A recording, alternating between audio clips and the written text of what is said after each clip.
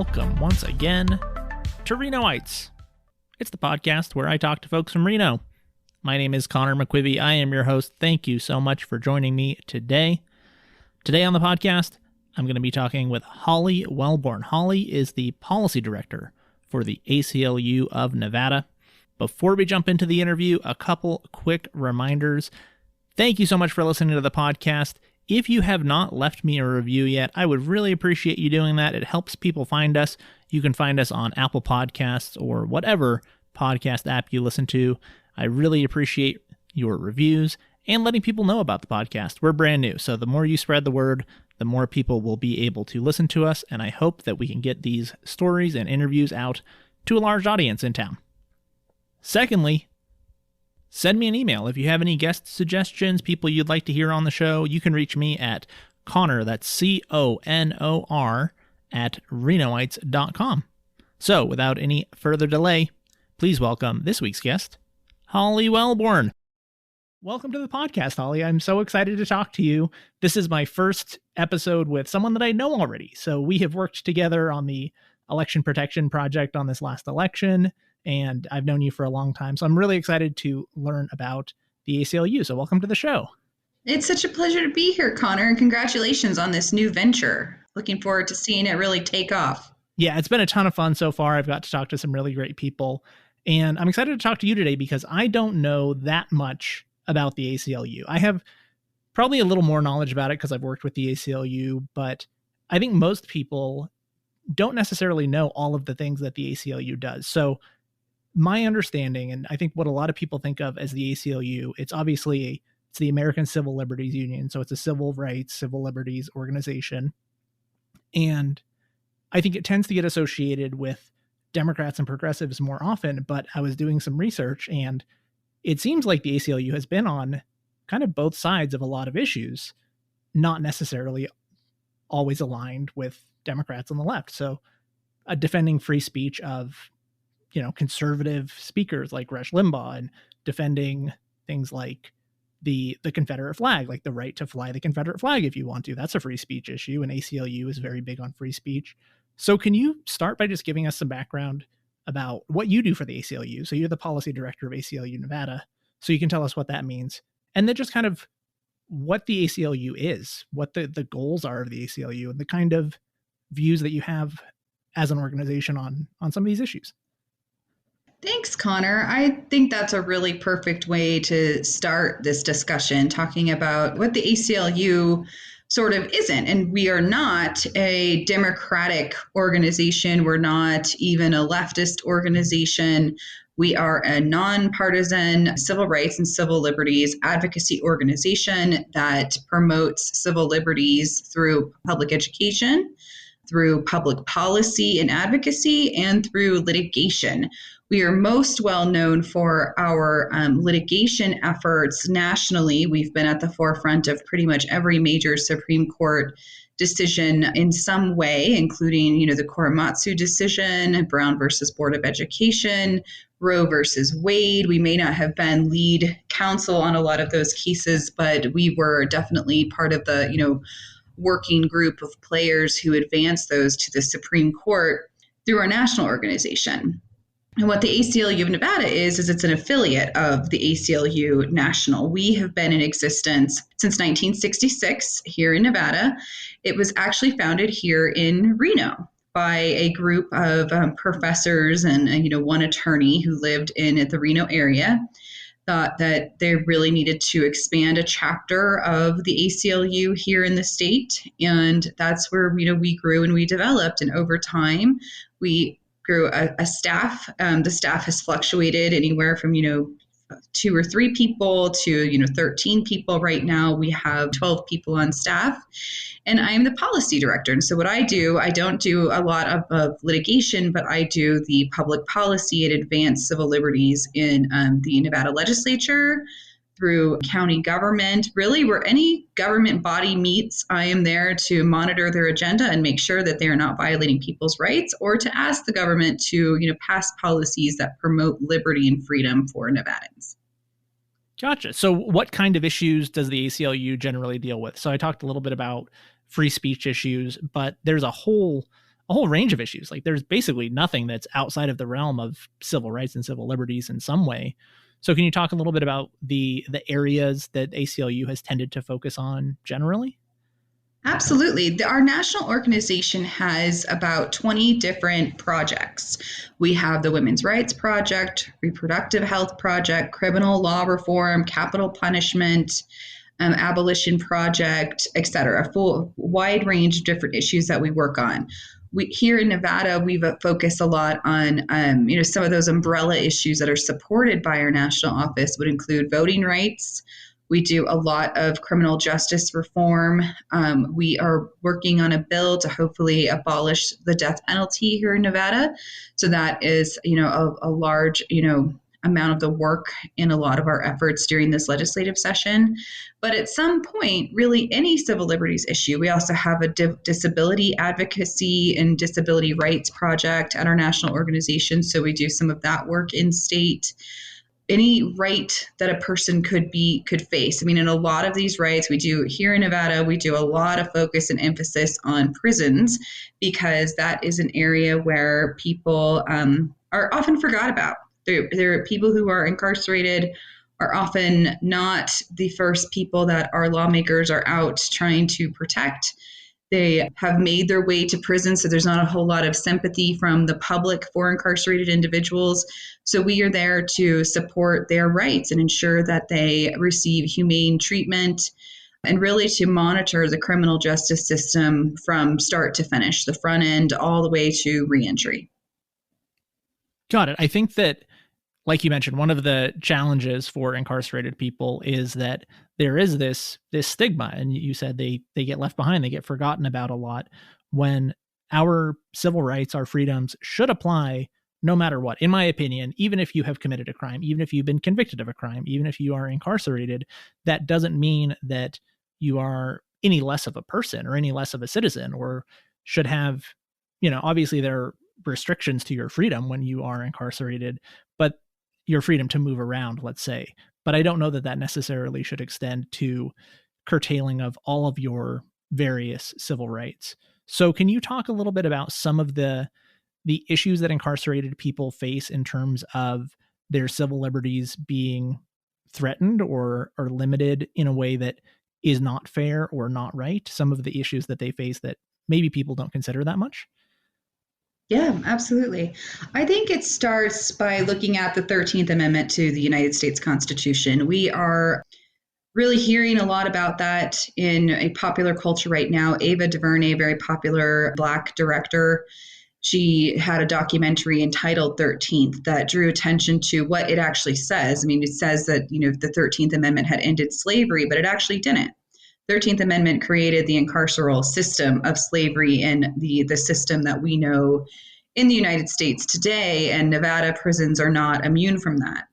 We have individuals who are living in the shadows. The ACLU has had to fight for transparency in the way that prisons are run through a variety of litigation, both at the federal level and here in the state of Nevada. We've had to fight for women who are being shackled while pregnant and giving birth, and had serious physical injuries as a result of that. Prison medical care continues to be a fight for our organization. We have transgender inmates currently who are unable to access the full spectrum of care that they would otherwise be constitutionally entitled to if they were not currently behind bars. And when it comes to prison labor, we don't pay really any significant amount of money for an individual to work for either prison industries or in the Forest Service fighting fires, engaged in incredibly dangerous work that's hazardous to your health. We're paying on average about $1 an hour, give or take 50 cents for that labor. So that is literally slave labor occurring in the state of Nevada. And there's a few policies that are looked at aiming to end that practice and paying individuals minimum wage this legislative session.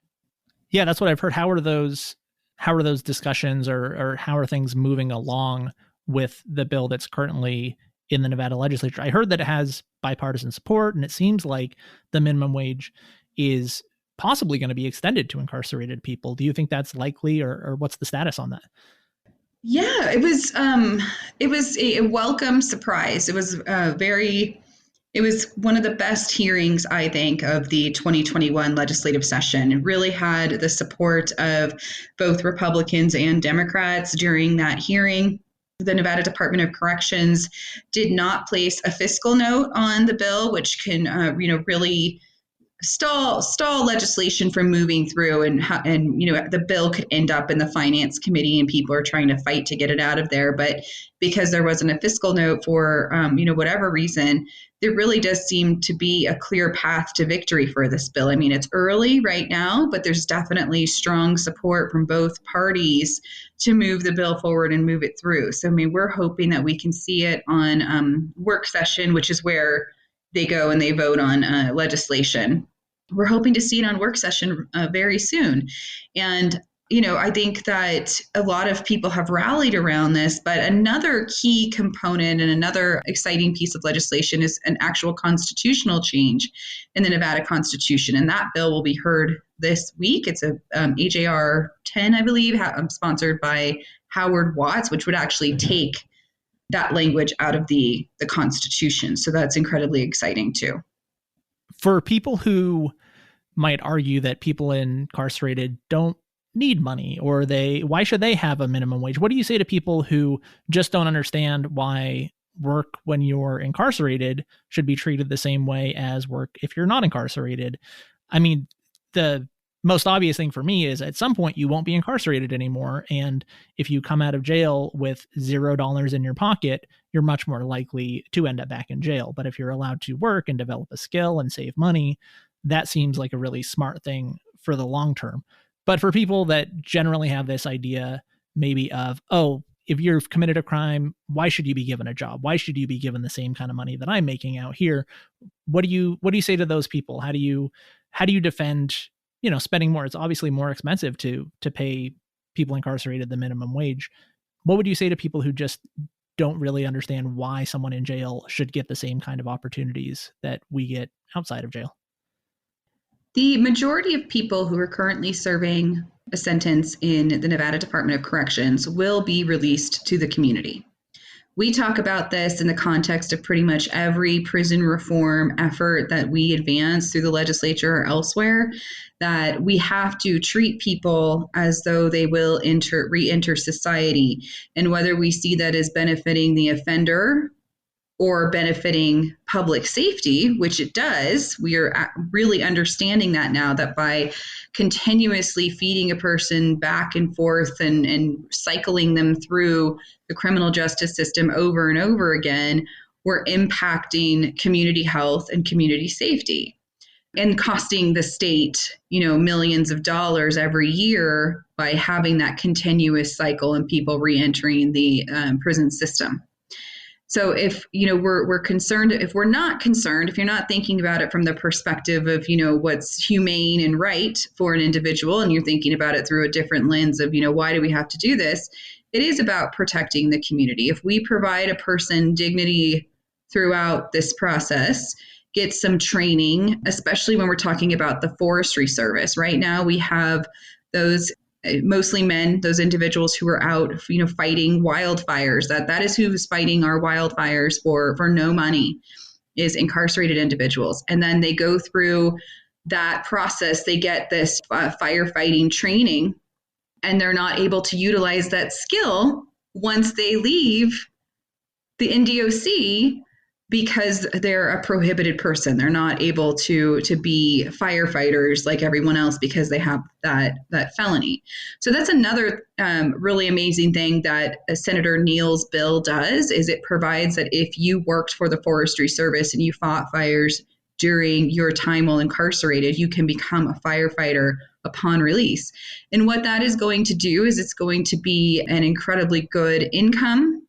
It's a job prospect that has, upward trajectory. So that way your circumstances will be different and you're not going to end up in the same place that you were. Yeah, I think that fits with the general view of the ACLU that prison should be intended towards rehabilitation. I tend to have the same view that I don't really like the idea of punishment as a strategy to shape how people act and how our society works. Generally, I just don't think punishment is as effective as rehabilitation and training and taking that kind of view. So is that generally the ACLU's view in general, that rehabilitation should be the purpose of our criminal justice system rather than punishment or retribution? It is. It absolutely is. The ACLU has not formally signed on to any quote abolition effort. So there's a movement to, abolish prisons. Saying it in those terms tends to, get an emotional reaction, but it's not, let's literally not respond to criminal activity. That's not what abolish means. It means let's invest in the front end, in families. Let's invest in reimagine and rethink how we approach the criminal justice system as a whole. And we're close to that. We're on the track of divest and reinvest when it comes to policing, but definitely right now our focus is to focus on the word corrections. That is what the Department of Corrections is intended to do. The Nevada Department of Corrections, under the last director, Director James Arenda, they changed their mission statement for the better. Before, it was strictly about community safety and protecting people from harmful individuals. But really, we're seeing that a lot of people who are incarcerated, they may have done one bad thing, but we have to examine whether or not we're holding people responsible indefinitely for the rest of their lives for the worst thing that they had done in their lives. Are we unnecessarily judging people by that one terrible thing that they did instead of the totality of who they are as an individual? And can we tap into that totality of who they are as an individual to invest in their lives, to make their lives better, which has the impact of making our community safer? Does that also tie in with the banning the box, the legislation to stop employers from basically wholesale blocking people who've been convicted of a crime? And is that a big part of the getting back into the community, is treating people who are incarcerated as people who can still go on to offer a lot to our communities and valuable members of, our city?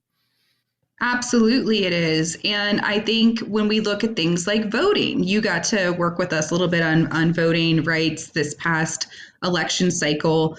One component of that and one issue that we've been working on as an organization is restoration of the right to vote, in addition to ban the box legislation. Nevada is one of the few states that allows people who are not currently incarcerated to vote. You can vote through any method. You don't have to jump through hoops. You don't have to go to a court or a judge in order to get your right to vote back. You can, register to vote and cast your ballot.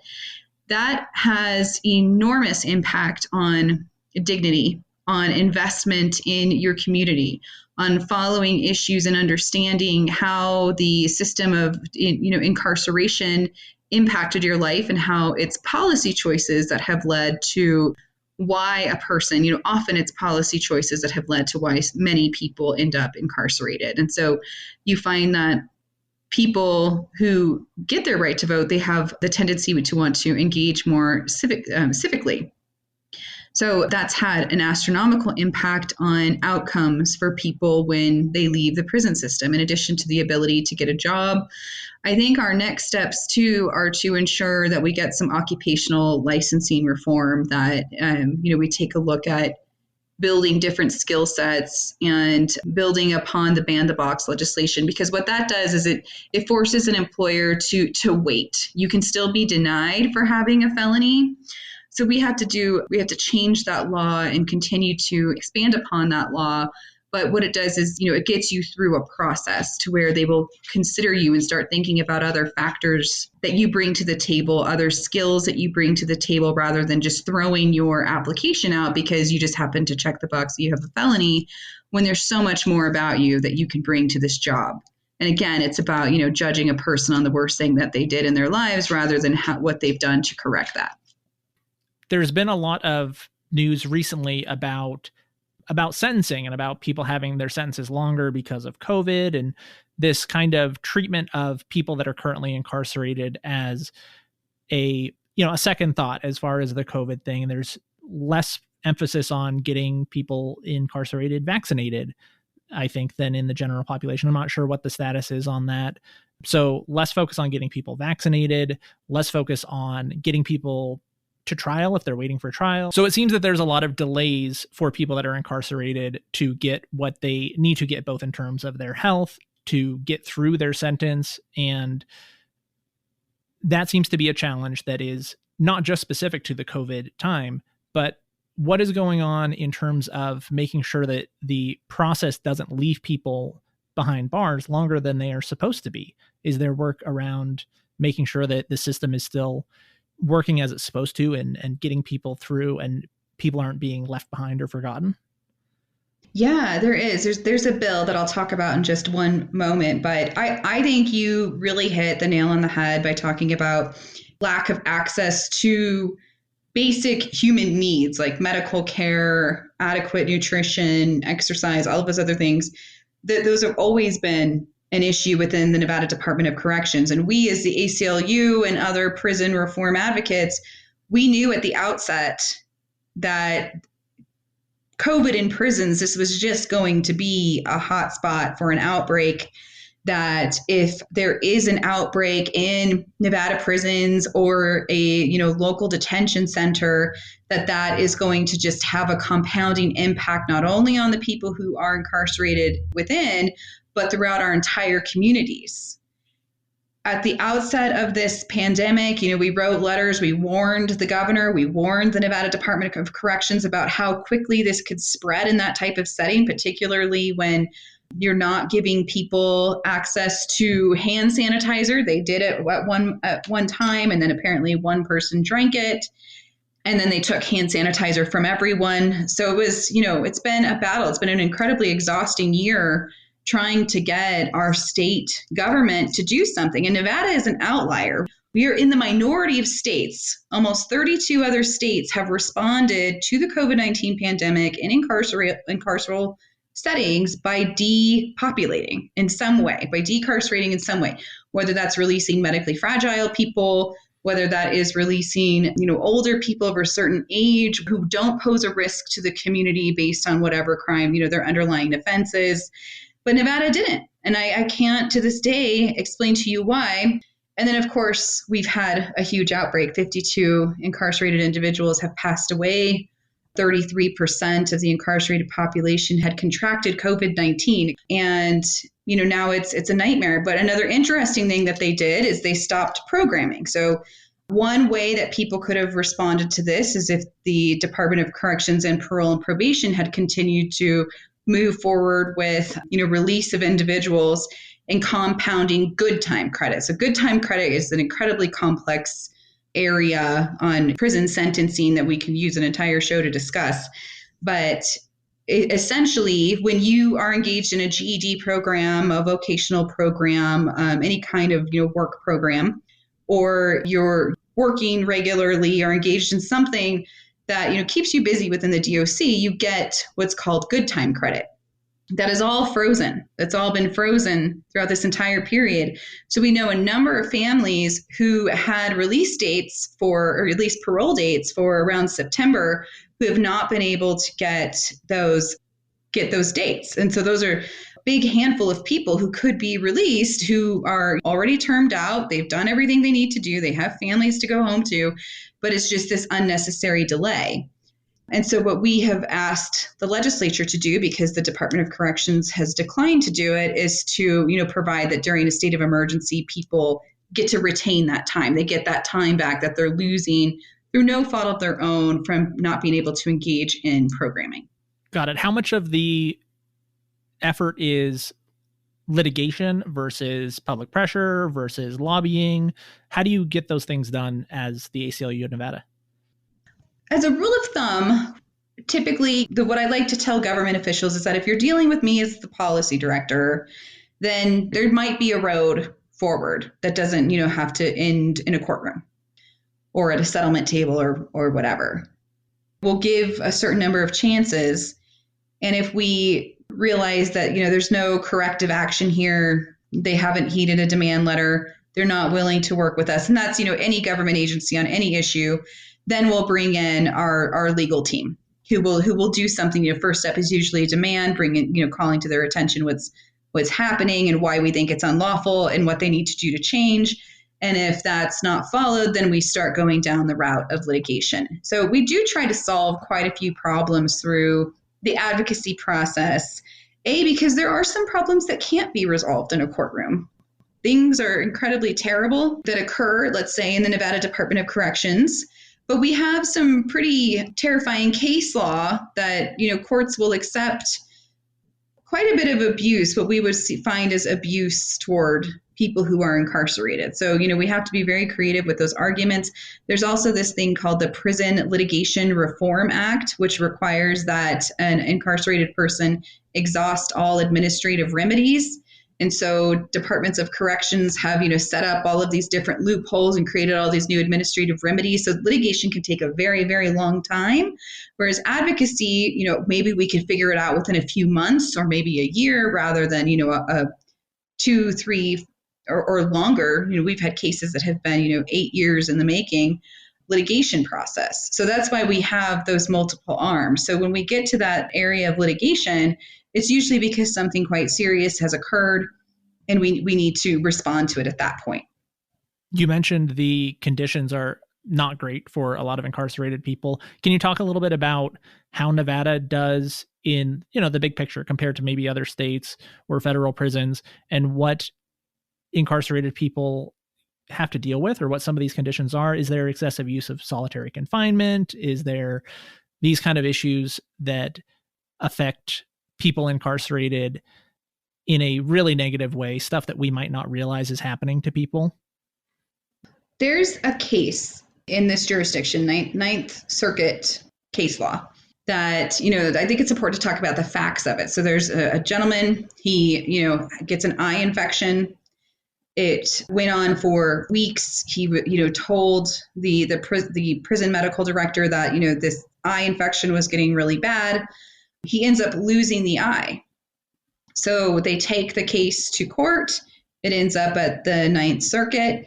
And what the court says at that time is, it's not cruel and unusual. The treatment of this particular man did not rise to the level of cruel and unusual punishment or neglect or negligence within the prison system because he had the other eye. So listeners can't see me rolling my eyes at that. Yes, and it's terrifying. So that's what we're dealing with. It's this high threshold that you have to meet, when clearly that man should never have lost his eye. That's the type of neglect that we see in our prison system. Things have, in some manner, gotten slightly better, but you have people who were waiting weeks to get just basic medical care. The COVID-19 pandemic has really shown that. There was a point where incarcerated people were supposed to be first in line for vaccines, which would have been the right thing to do because they become such a hotspot for infection. And then, of course, they were taken off that list. It's my understanding that they're back on, and there are incarcerated people who are now beginning to be vaccinated. I'd have to look to see what those numbers are, but we continue to monitor that. Again, this is something that's happening in the shadows. We're not always able to get in and see what's occurring inside, except for the complaints that we get. Also, solitary confinement. At one time, Nevada was one of the worst states in the country for use of solitary. And it's just in the last 3 or 4 years that the department has shifted their use. We work with people who spent 30 years in solitary confinement. And what that means is that you do not have more than 1 hour of out of cell time per day, and sometimes less. This is a project, that we had been working on. We had an uptick of complaints from incarcerated people who had said that they were put in disciplinary segregation, administrative segregation. They use all of these different terms. They all mean the same thing. That's what solitary confinement is. It's excessive isolation over a long period of time without any, meaningful large muscle exercise, access to sunlight outdoors. That is what we deem solitary confinement. It used to be, up until the last director, James Zarenda, that at the Ely State Prison, people with mental health conditions were placed in solitary. And the majority of those people were set for release at a certain time. So we had people in the DOC who lived their entire sentence basically in an isolation cell, no programming, no family visitation, nothing. So what happened when they went out on the street? Take a guess, Connor. Right. Probably ended up back, or definitely didn't end up living their best life when they got out, right? That is absolutely correct. All sorts of paths. A lot of people making their way back into the prison system, dying, unable to take care of themselves, back in mental health institutions. So it was a nightmare, and it caused us to do our own investigation and the Vera Institute for Justice to come out and overhaul the use of solitary. And we have a bill. Again, we had a bill that passed in 2019 that we were incredibly proud of, but there wasn't an oversight component of it. And so Senator Patricia Spearman, she's sponsoring a bill for us that provides that oversight and also requires the Nevada Department of Corrections to move even further and adopt recommendations from the Vera Institute. I wanted to ask you about the racial aspect and the disparities there too, because I know there's disparate sentencing sometimes based on the color of your skin. You might get a longer sentence. So all of these negative effects of a prison system that's not actually serving to get people rehabilitated also tend to, I assume, continue to affect minority communities even after people have served their sentences. Can you talk a little bit about the racial component and kind of the disparities in sentencing and how those kind of spread out to affect the community at large?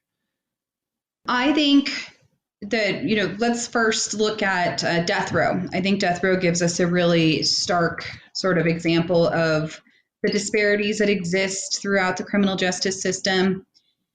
Black Nevadans represent 9% of our population, but they are 43% of inmates on death row. That's huge. So that means that when a case is filed, and that trend follows all the way down to even bringing a capital case against someone for first degree murder. So we're talking about a bias that resonates from, the time a person has charges brought against them to the time that they are, actually put on death row. So that is a policy that our state really needs to consider when we're talking about who makes their way to the biggest imposition, having the state take your life away, who makes their way to that circumstance. And it ends up being Black Nevadans. But when we look down at the remainder of the justice system and we look at maybe a microcosm example of a community that is primarily white. So let's look at Douglas County. Douglas County, sure, when you look at trends, they incarcerate more white people. But when you look at, the disparities, a person who is Black or Native American or Latino, they are 3.5 times more likely to be cited for marijuana possession than a white person in that county. So it's really only in that county, only Black or brown people who are being cited for these different possession crimes. So it's just stark and very blatant how we racially profile when we're looking at traffic stops, when we're looking at those initial stops, which are the gateway to entering the criminal justice system. What does that look like on the basis of race? Overall, the prison population, again, here in Nevada, again, it's 9%. Black people represent 9% of state residents, but they're 31% of the total prison population. So the disparities are blatant. And we're not, we have to take time, and we can do all the racial bias training in the world, but it's going to take a complete systemic shift in order for people to understand that we need to stop over-policing Black and brown communities and start investing in nurturing Black and brown communities, not over-policing Black and brown communities and doing something completely different. Yeah, you brought up drugs, and marijuana is legal in Nevada now, but we have obviously decades of precedent of it being illegal. And that disproportionately affected communities of color. So now that we have had legal marijuana in Nevada for a couple of years, is there anything that is happening to correct for all of the, excessive incarceration? Obviously, there's some dispensaries that are making a ton of money and they're paying taxes and they're mostly owned by white business people.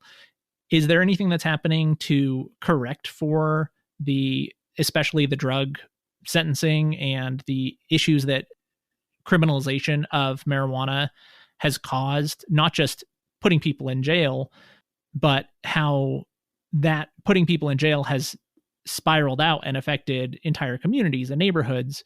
What's going on to fix that? Anything?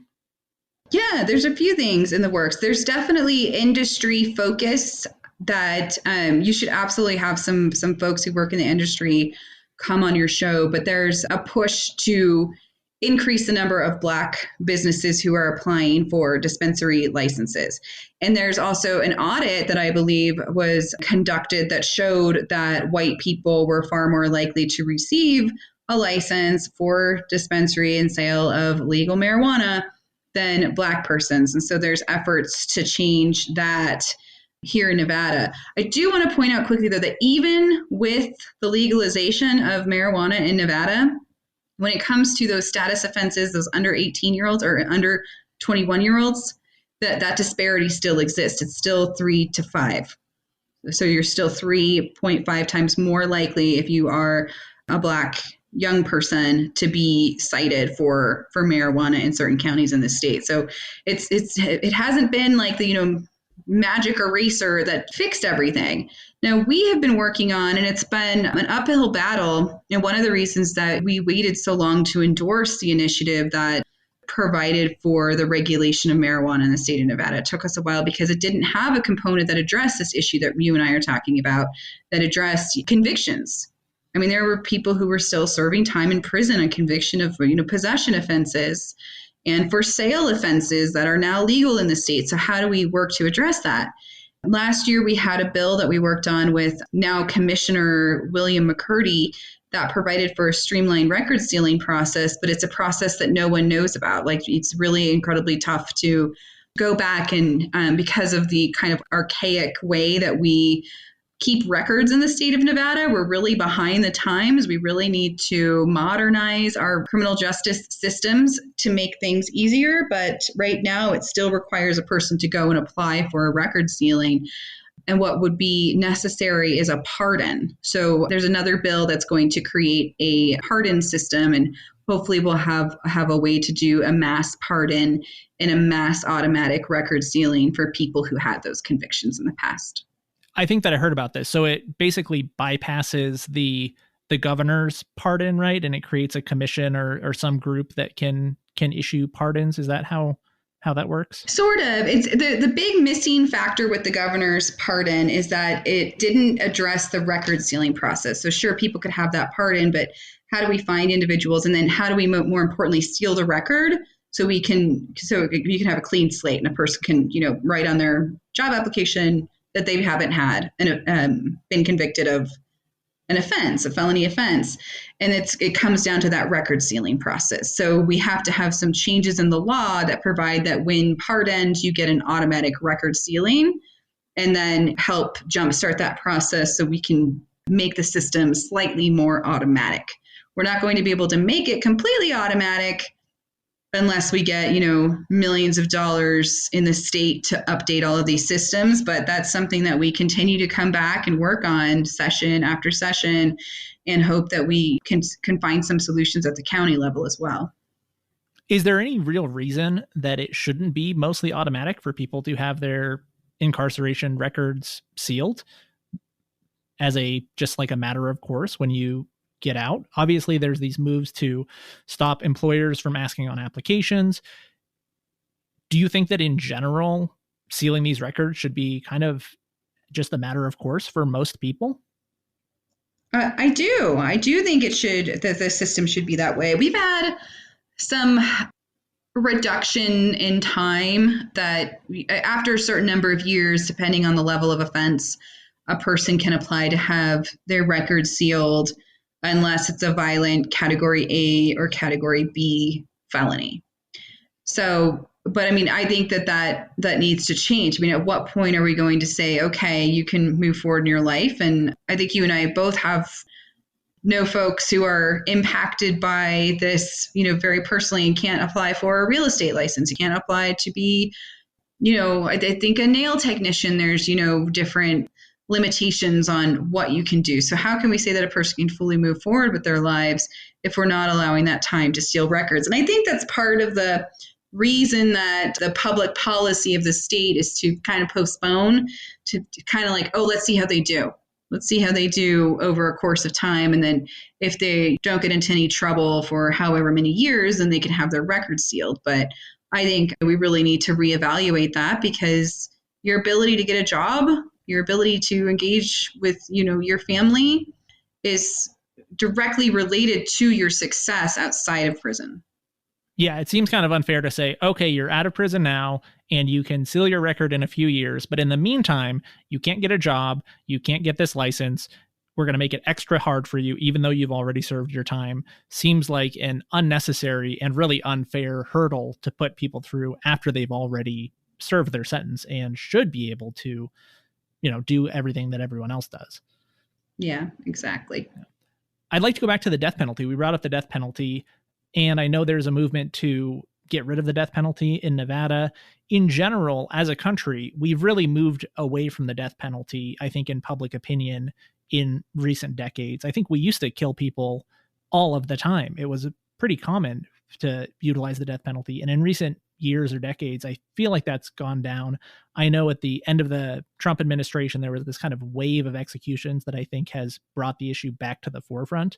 But in general, where do you see public opinion around the death penalty, and what is the ACLU's view, and what do you think the path forward is regarding the death penalty, especially in Nevada, but in general as well? I hope that in my lifetime, we see the abolition of the death penalty nationwide. And I think it's going to be through states that pass bills abolishing capital punishment, and then also ending it at the federal level through some type of executive action. So I'm hopeful that there will be an end to this archaic, this draconian practice that has no business. It should not be the policy of the state, of the government, to kill people, whether that be police, whether that be our systems of incarceration. That's not what the system of incarceration and corrections is intended for.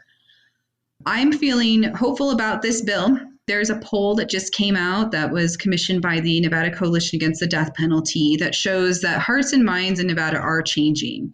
When you ask the question, do you support the death penalty? It's an up or down question. Most people will say, well, okay, sure. As a, eye for an eye, most people will say that. But when you ask the question in a different way, do you prefer something other than the death penalty in first degree murder cases, you see those numbers tend to shift. So right now, as it stands, 53% of Nevadans prefer a sentence other than capital punishment for first degree murder. But then when you start to talk about and educate people about the issue, you start talking about things like innocence, the fact that we have killed 181 innocent people in the United States. When you start talking about the cost of the death penalty here in Nevada, that it costs anywhere from $730 to $1 million per capital punishment per case. There's 83 people on death row. Then that starts to change minds. And then you just talk about, how the system is broken generally. People start to understand that this is just something that we don't need and we shouldn't do in Nevada anymore. And the numbers start to look more like 58% of Nevadans who are in support of either life without parole or life with parole. Minds are changing, and they need to change. We need to get public opinion behind this. And for the first time, we do see a path to abolition in the state of Nevada. We have a governor who has said on the record that he is morally opposed to the death penalty. So it's just a matter of getting a bill in his desk. That's something that we're really pushing for and hope to move forward with this session, and keep an eye out for a hearing soon in the assembly. That's good to hear. How much of the support of the death penalty from people that do support it do you think comes from this stigmatization of people who have committed crimes and this kind of dehumanization? I feel like if you were to, make someone meet a person who's on death row or make someone hear the story of a real live person who is potentially going to be killed by the state, that might change their opinion a little bit. But most people, like you said, have this kind of general, oh, eye for an eye, they probably deserve it attitude. Do you think that part of getting rid of the death penalty and reforming systems of incarceration in general, does a lot of that come down to helping people understand that people who have committed crimes are people just like us, and that it's a lot harder to advocate for someone being put to death if you see them as a real live human being? I think that's an excellent way to put it. And I think let's zero in on what we're, really talking about here. We're talking about politics, right? We're talking about, the truth is, public opinion shouldn't matter because we should just do what's right and humane for people. But there's politics behind this. The people who can make these changes, they have to get elected to office. We have been working on this since we became an organization, since 1966, the death penalty, and, reimagining corrections, reimagining policing, thinking of a different concept that actually truly is focused on corrections, rehabilitation, and reentry, rather than the system of punishment. You're reviewing it as something incredibly different than what it actually is today. And that has not until recently become a popular message. One of our founding board members, Rich Siegel, he passed away this past December. In preparing for his memorial service, I, listened to one of his last speeches when he received an award from the ACLU of Nevada, one of many awards that he received from us. And one thing that sticks with me, he starts talking about, the early 2000s and how difficult lobbying for criminal justice reform was, and what evil people we looked like because, appeared to be, and we were out there advocating for people who commit pretty heinous acts. That's what we do sometimes as an organization. And this really kind of tough on crime era, and how difficult it was to really pass anything because it wasn't politically safe. No one wanted to be labeled soft on crime in any way, shape, or form, even though people clearly knew that they were placing votes that were going to cost the prison system millions of dollars over time, because it was just going to balloon our prison population. So that's what we're dealing with here. And, over time, through, yes, those fiscal arguments, but also helping people to reimagine what law enforcement looks like, what the prison system looks like, we've slowly gone in a different direction to try to address, of course, it has to become a crisis before people start to see it a different way. We were at a point until this past session, or until, excuse me, the 2019 session, where the state was considering whether they needed to build a new facility in order to house everyone, when really that was the wrong decision. The decision is to decarcerate, to not incarcerate people for nonviolent offenses, to take a very different approach. The death penalty very much is one of those political issues, and that's what we hear. I'll be very honest. That is what we hear over and over again. There are plenty of people in the Nevada legislature who are morally opposed to the death penalty, and not just morally opposed, practically opposed to it, because they know it's costing us too much money and it isn't working. But will this kill their chances of being reelected? And I think the interesting thing that we found in that polling is that no, it won't. Nobody really, yes, people might have a moral opposition, but it's not going to impact their decision. Your position on the death penalty isn't going to dramatically impact whether or not a person is going to vote for you. But it's disturbing that we have to even talk about it in those terms when we should just be willing to do the right thing. Yeah, it's unfortunate that there's a political calculation associated with something that should be a moral and kind of logical, financial type of decision making, without having this, oh no, am I going to lose my job if I do the right thing, or if I vote the way that actually makes the most sense. It's unfortunate that is part of the calculus that goes into these things. I wanted to ask you a little bit about rights of people who are incarcerated. We talked a little around voting. I think I'm kind of maybe not completely alone in this, but I don't think that anyone should lose the right to vote pretty much no matter what. Just because you've committed a crime, I don't care what crime it is, there's this kind of talking point of, oh, progressives want to let murderers vote and let all these bad people vote.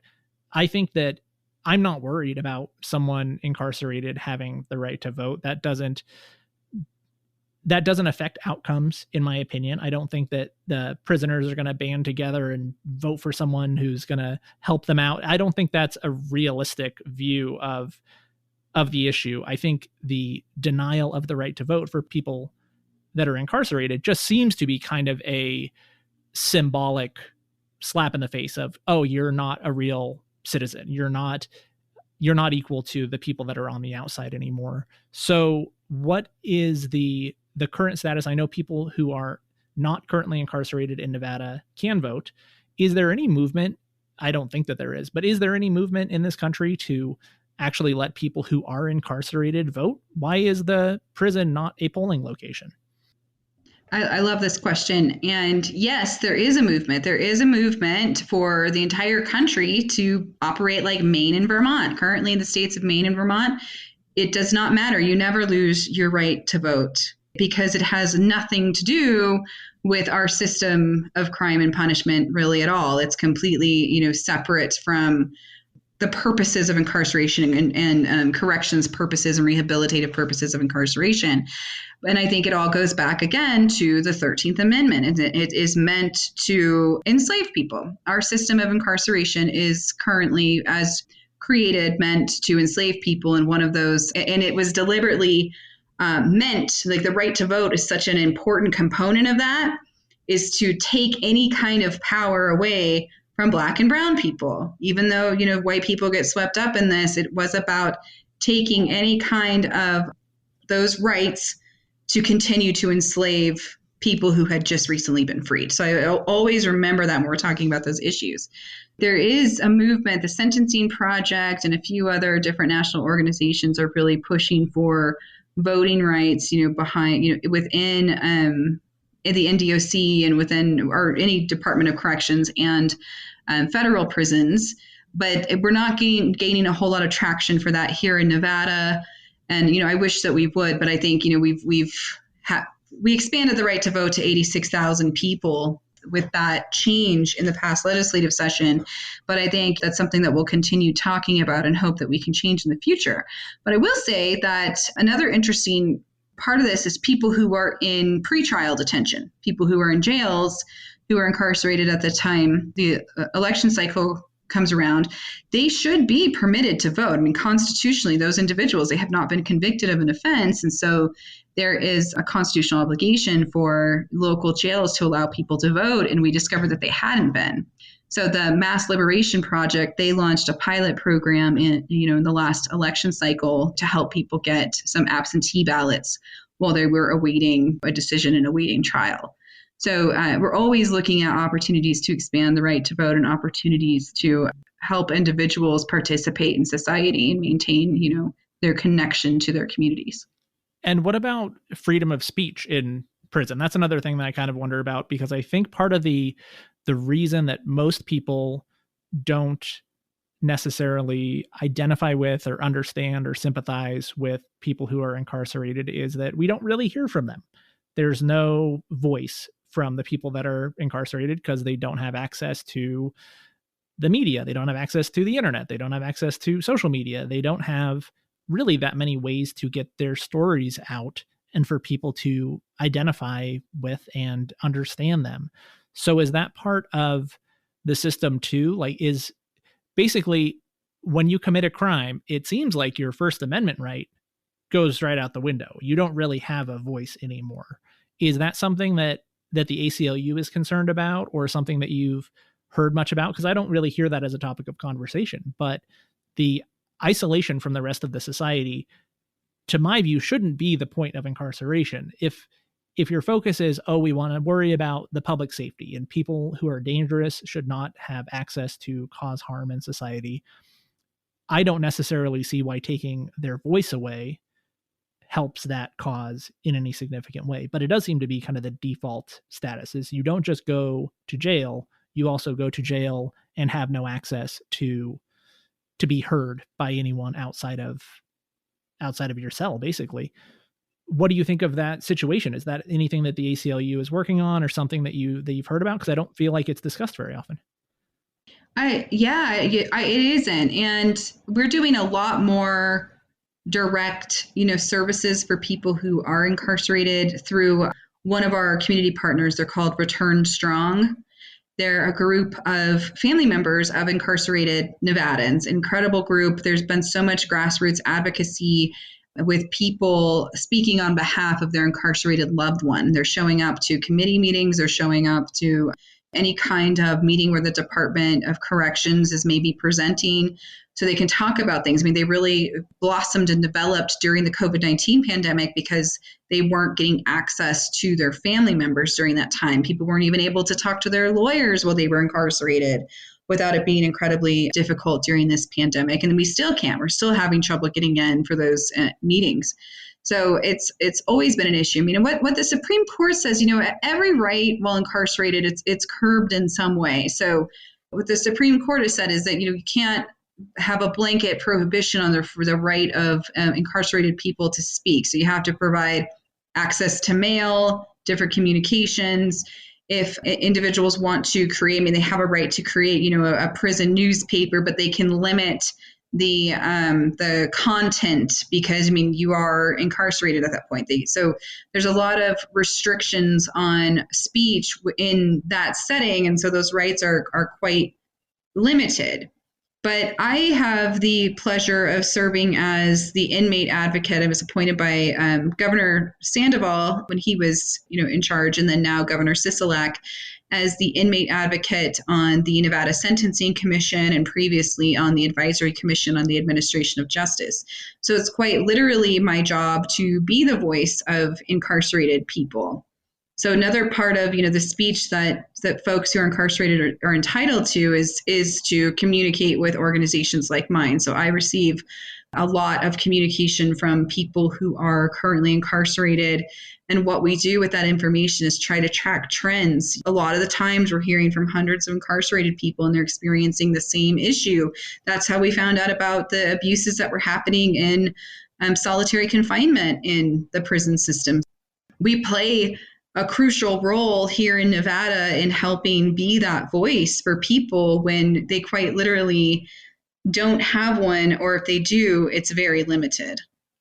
There's this idea of defunding the police and like you mentioned, prison abolition, and these ideas of limiting the way that we do policing and incarceration that I think really people don't fully understand, and that really kind of set people off. This idea of if we change everything, then who's going to protect us and what's going to happen to the criminals, and it's going to be the downfall of society. And I don't think that anyone is advocating for getting rid of a criminal justice system. We're a society, we need to manage issues like crime. So in your view, what would a good policing and corrections system look like? What's the actual goal? There are people who are saying, they just want to let everyone out and they don't want to care about crime. I know that's not the reality. So what is the reality? What's the goal? If you could, design it from the ground up, what should policing and corrections look like? Speaking more as an individual who's embraced the concept of abolition, more so than as a representative of the ACLU, let me just give that quick disclaimer. But what abolition means, it doesn't mean abolition tomorrow. It doesn't mean we're going to, completely change this thing and turn it over on its head tomorrow.